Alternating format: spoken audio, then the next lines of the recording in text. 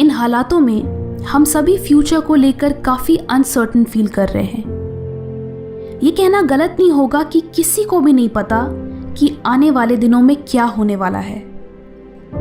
कई स्टूडेंट्स हैं जो कम्पिटिटिव एग्जाम्स के लिए प्रिपेयर कर रहे हैं। उन्हें नहीं पता कि उनके एग्जाम्स कब होंगे। बट आपने वो ग्रास हॉपर और एंट की स्टोरी तो सुनी ही होगी, जहां एंट पूरे समर खाने का इंतज़ाम करती है ताकि वो विंटर में सर्वाइव कर सके, और ग्रास हॉपर पूरे समर टाइम मज़े करता है और विंटर के लिए कोई तैयारी नहीं करता। एंड में वो ग्रास हॉपर दाने दाने का मोहताज बन जाता है और अपनी गलती पर पछताता है। So students, winter is coming. Exams postpone हुए हैं, कैंसिल नहीं। ये स्कूल या कॉलेज नहीं है जहां एक हफ्ते पहले पढ़ने से चलेगा। ये प्रोफेशनल कोर्सेज हैं। आपको अपने सिलेबस को कंप्लीट करने के लिए इनफ टाइम चाहिए, एंड ये टाइम आपके लिए किसी गोल्डन अपॉर्चुनिटी से कम नहीं है। कंसिडरिंग कि आपको आपकी प्रिपरेशन के लिए इतना टाइम मिला, तो कंपटीशन बहुत टफ होने वाला है, एंड मोस्ट प्रॉब्ली पेपर भी बहुत डिफिकल्ट होने वाला है। तो जिन लोगों की तैयारी तगड़ी होगी वही एग्जाम में अच्छा कर पाएंगे। इस लॉकडाउन का पूरी तरीके से फ़ायदा उठाने के लिए आपको एक स्ट्रॉन्ग सिस्टम की ज़रूरत है, यानी प्रोडक्टिव होने की ज़रूरत है। मॉर्निंग बहुत अच्छा टाइम है जब आप बिना किसी डिस्टर्बेंस के डीप वर्क कर सकते हो। अगर आप अर्ली मॉर्निंग उठे तब शायद ही कोई इंस्टाग्राम या व्हाट्सएप पे ऑनलाइन होगा। आप आराम से पूरे फोकस एंड कंसंट्रेशन के साथ अपनी पढ़ाई कर सकते हो। दिस इज़ द टाइम जब आपका ब्रेन सबसे ज़्यादा अलर्ट होता है, इसलिए मॉर्निंग में याद की हुई चीज़ें आपको लंबे समय तक याद रहती हैं।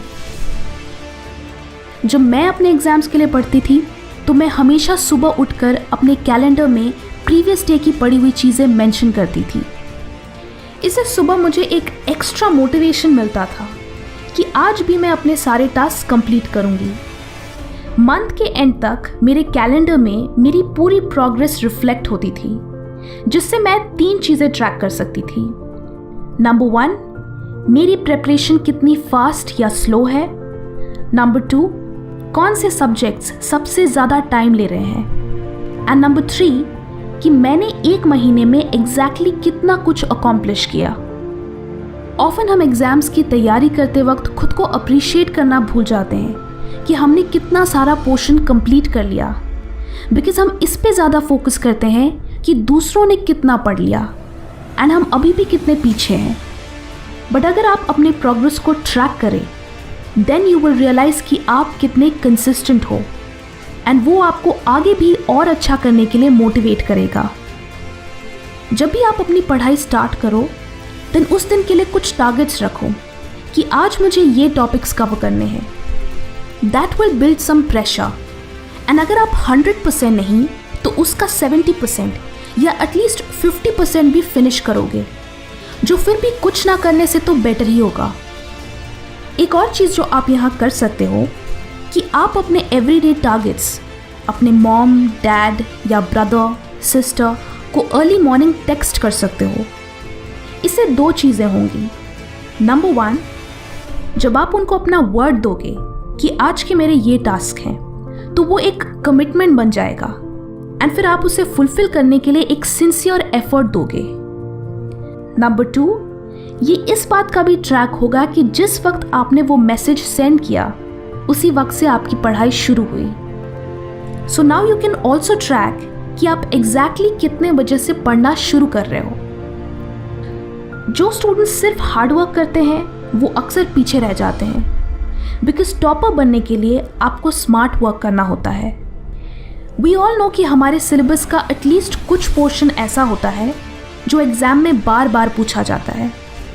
सो उन टॉपिक्स पे ज़्यादा फोकस करो, बिकॉज उससे आपके सबसे स्कोरिंग टॉपिक्स पहले ही कवर हो जाएंगे। ये टॉपिक्स आप प्रीवियस ईयर क्वेश्चन पेपर्स से पता लगा सकते हो। द फेमस पैरेटो रूल भी यही कहता है कि सिर्फ 20% इनपुट से 80% आउटपुट अचीव किया जा सकता है। आपके केस में इसका मतलब है कि आप कम से कम एफर्ट में ज़्यादा से ज़्यादा मार्क्स ला सकते हैं।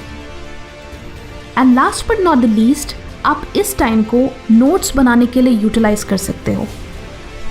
कई स्टूडेंट्स नोट्स बनाते वक्त पूरी बुक को अपनी नोटबुक में कॉपी पेस्ट कर देते हैं, जो कि बिल्कुल गलत तरीका है। जब आप नोट्स लिखते हो तो उसका बेसिक पर्पस ये है कि आपको वो इन्फॉर्मेशन याद हो। अगर आप पूरी बुक ही कॉपी कर लोगे तो आपका ब्रेन इतनी सारी इन्फॉर्मेशन याद नहीं रख पाएगा। आपको अपने ब्रेन को हेल्प करना है ताकि वो एटलीस्ट कीवर्ड्स याद रख सके। So just right the keywords. इससे आपको सिर्फ इंपॉर्टेंट चीज़ें ही याद रखनी होंगी एंड साथ ही नोट्स लिखने में ज़्यादा टाइम भी कंज्यूम नहीं होगा। इसे कहते हैं स्मार्ट वर्क। अगर आप चीज़ों को लॉन्ग टर्म के लिए याद रखने में स्ट्रगल करते हैं देन आपको एक इफेक्टिव नोट टेकिंग सिस्टम की ज़रूरत है, जो मैं आपको एक अलग वीडियो में एक्सप्लेन करना चाहूँगी। सो कमेंट्स में बताएं कि क्या आप how to make effective notes पे वीडियो देखना चाहेंगे। वीडियो अच्छी लगी तो लाइक करें एंड बहुत अच्छी लगी तो शेयर भी करें। Thank you and stay focused.